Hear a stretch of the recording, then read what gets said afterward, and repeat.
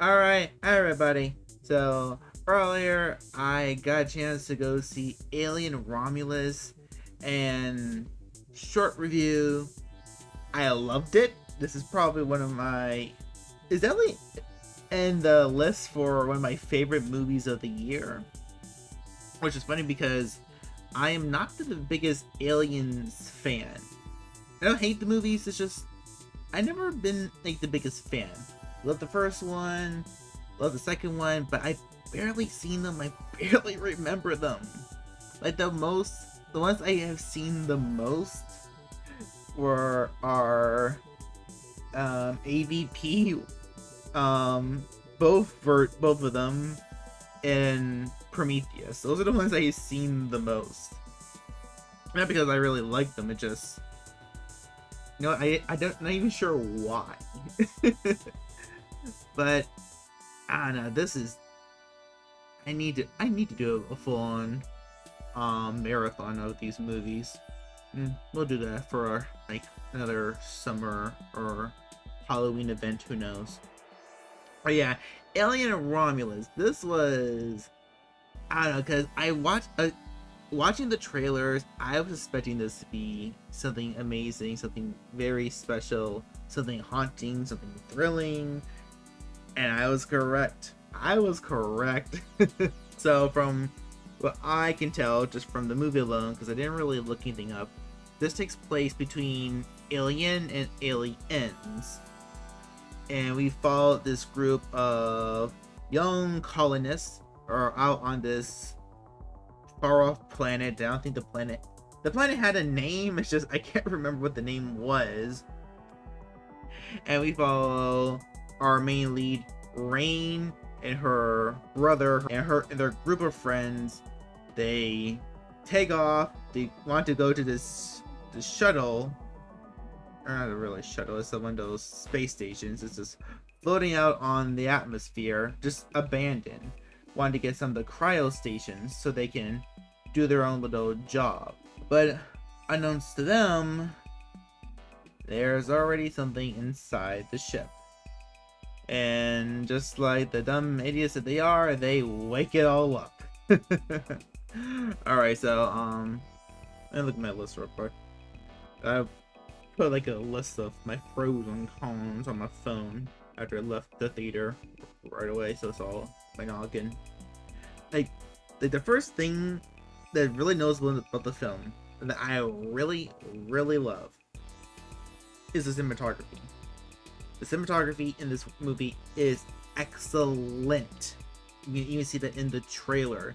The shots, how they place the camera, the mood, the lighting, even how they use fog and atmosphere. Everything is so great. Like, it's a sci-fi film, but it also has this feeling of like kind of like a haunted house movie as well. Even like the mise-en-scène of it, the whole world looks well put together. Looks lived in. Like the colony in the beginning, it's just poor and hopeless. It's crowded and filthy, which is a nice contrast because when our main characters get to the space station, is clean and quiet until they start discovering more of the horror that's taking place in the station. And I like the slow build that the characters that the characters finding out of what has taken place in the station. It kind of feels kind of like the like the Thing or Outlast, where you just jump into there. It's like, oh, it's like a normal outside building. Then you start peeling away all the small little details, and I don't know, it just felt really great, especially when they get to that room. Or you get to the cryo room, you start seeing all the little face huggers frozen, and they start thawing out. Which, I'm not spoiling anything. You saw that in the trailer. Which, I do love the trailers. They did spoil just a few things I wish they kept out. Like the scene where the girl has the face hugger, not the face hugger, but the chest burster inside, and she has the X-ray stick. That was so good. That was so good. I'm glad that the trailer didn't use all of it. I'm glad to say, but I wish they didn't show that at all, because god damn, if I didn't know that was going to happen at all, holy shit. That's all I'm going to say. And also, the sets and practical effects are fantastic. I mean, let's look at the other films. The Xenomorphs, what they're called. They've been really CGI the last couple of movies, and they haven't looked bad, but there's something, they're a little bit off about them. But here, like, the aliens, they look so good. They're shot in practical, and they look fantastic. I love that the film looks and it was shot practically. I like the fact that all the technology, like a lot of the technology in the movie was made to feel closer to the first film. Because if you look at Prometheus and even Covenant, I don't even remember Covenant. That movie was trash. I didn't like it when I first watched it. The technology is very more futuristic, you know what I mean? It's much more holograms and all of this and that. While in the first Alien movies, there's much more analog, because, those movies were made in the 70s and 80s, so that was their idea what the future was going to be like.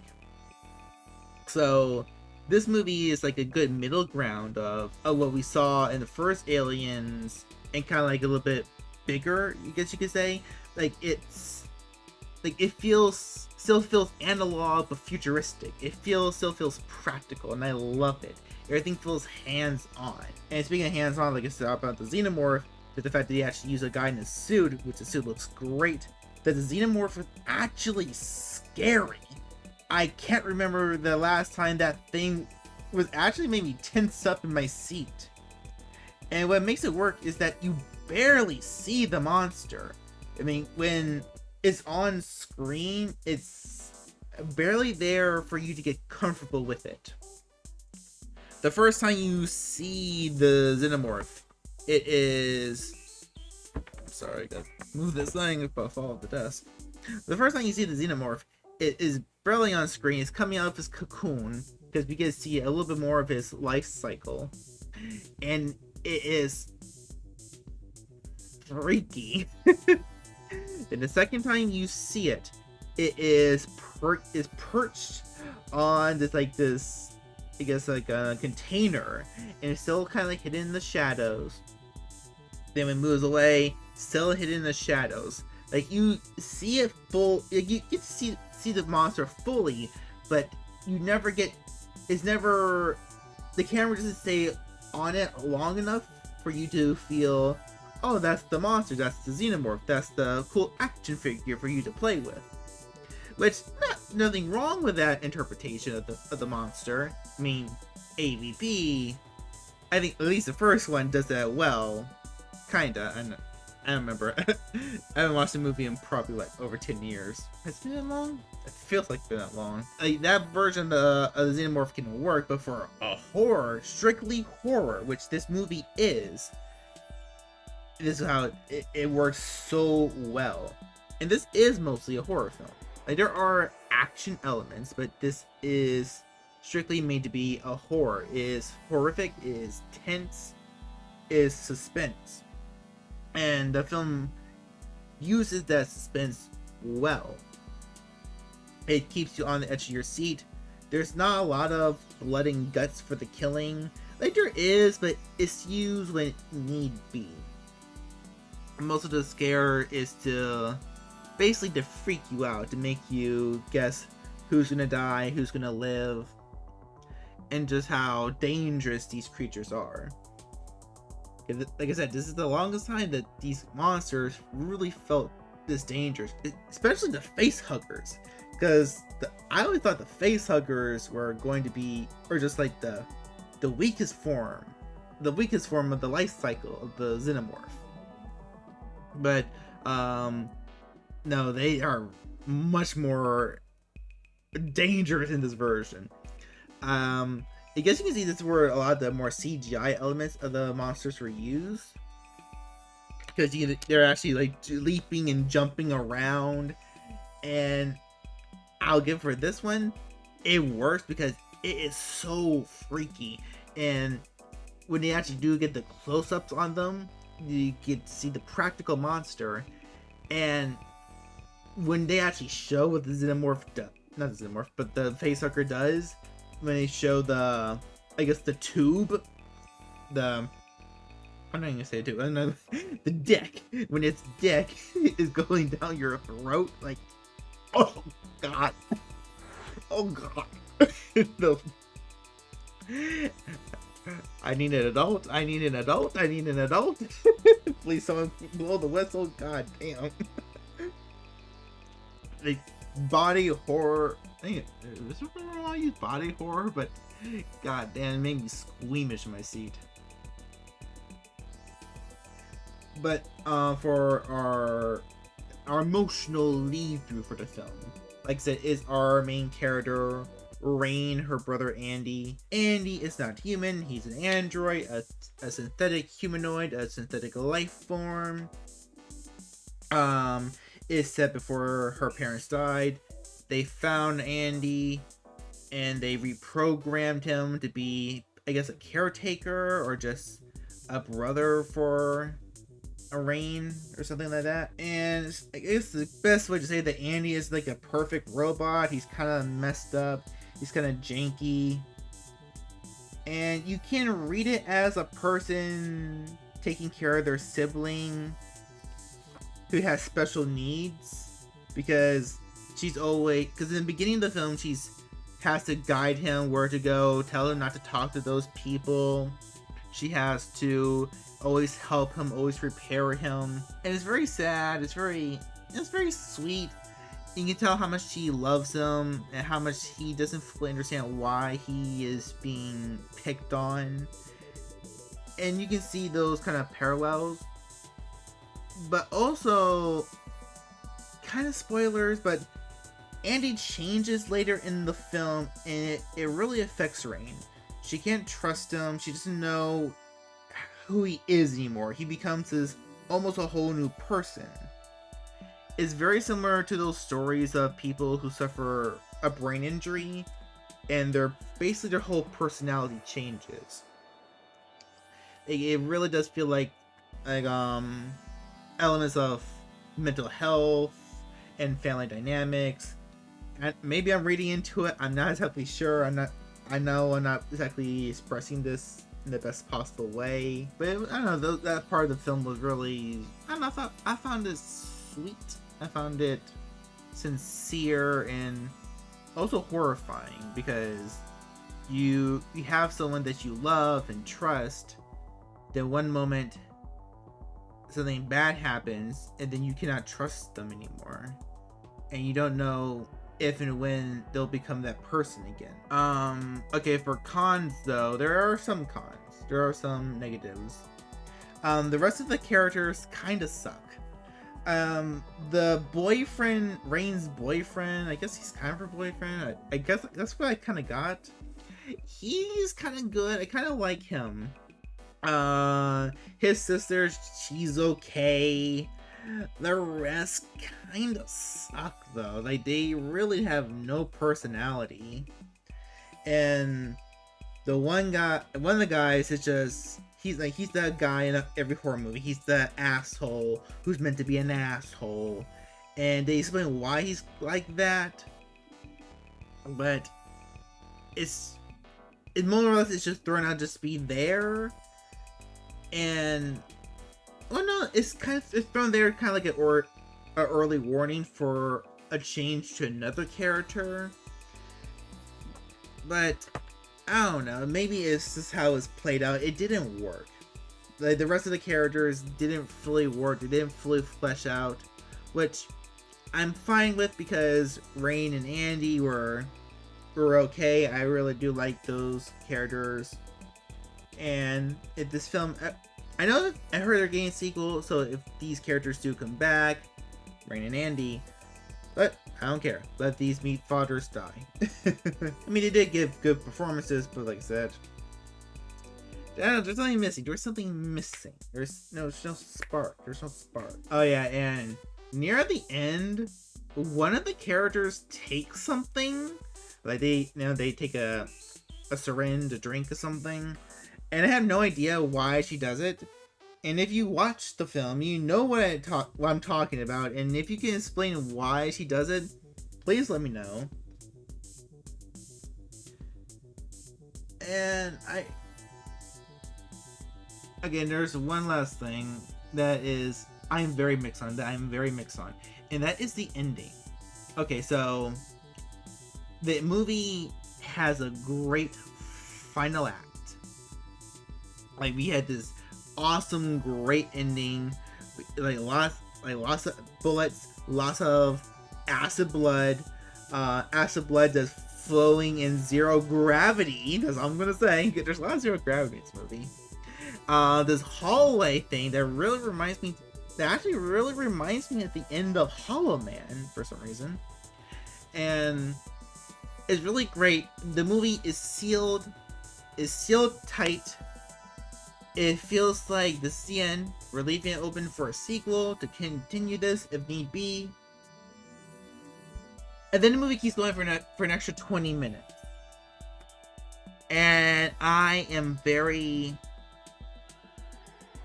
confused if those extra 20 minutes are good or bad. Because on one hand, I really liked it. I liked everything that was in those 20 minutes.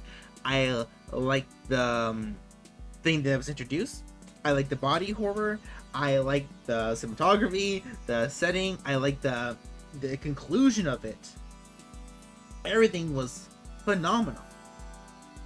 But the movie kind of dragged at that point, and it feels like the story should have ended. Like, this would have been a lot better for like the opening for a sequel. Or something like that. So I'm not sure exactly how I feel about the conclusion to this story, because it takes a story that had a more or less somewhat happy ending or happy-ish ending and just made it even more of a downer, which I guess this kind of story kind of needs a downer ending. But I know, I felt like the characters fought for their happiness and they earned it. So I don't know. I looked it up, and I know lots of people are mixed on this ending.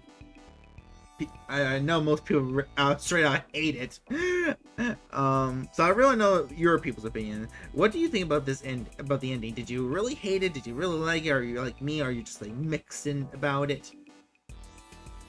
And also, I really like how the ending was a big reference to Alien Resurrection. That's all I'll say about it, because I know lots of people don't like Alien Resurrection, and I know this movie, and there's a lot of references to almost all the movies in this one. And I think everyone except for the AVP movies, which I don't know, depending on the fan, it's probably a good or bad thing. Or maybe is there a reference to Alien 3? I think that's the only movie I have not watched. I have seen clips, and that's about it. I have not watched Alien 3, but I heard nothing but bad things. But yeah, this was an awesome watch. Oh, forgot to mention the music. The lack thereof. I loved it. I loved the fact there's really no real music. Like, there were sound effects, there were sound designs, but the fact there's no music really adds the haunting nature to the film. And that was a great watch. It really, really succeeded with suspense, getting on the edge of the seat. The deaths, great. The monsters, amazing. The characters, you know, like I said, they're iffy, but the main two I really do love. And this was just a great watch. I cannot wait to watch this again. But yeah, Alien Romulus, this is a great film, especially if you're an Alien fan. If you're not an Alien fan, this may convert you. And you're someone like me who is not the biggest fan, hey, you're gonna want to go on a marathon, because I kind of want to right now. Alright, yeah. Alien Romulus. Go out and go see this while it's still in theaters. You won't regret it. I am Anya, you're the Minus Cinephile. I'll see you all in the next video. Bye bye. See cups. Beat 'em up, beat 'em up, beat 'em up. You're still here? You're actually still here at the end of the video? Oh, I'm surprised. Thank you for staying for the whole thing. If you have a few more seconds of your time, if I could, can you scroll down to that description and hit that little button that takes you over to my Twitch? I stream there almost every day. We play horror games, action games, and visual novels. So, if you don't mind, if you like what I do here, if you can stand my annoying voice here, follow me on Twitch and we can hang out some more. Alright, hope to see you over there. Have a good day.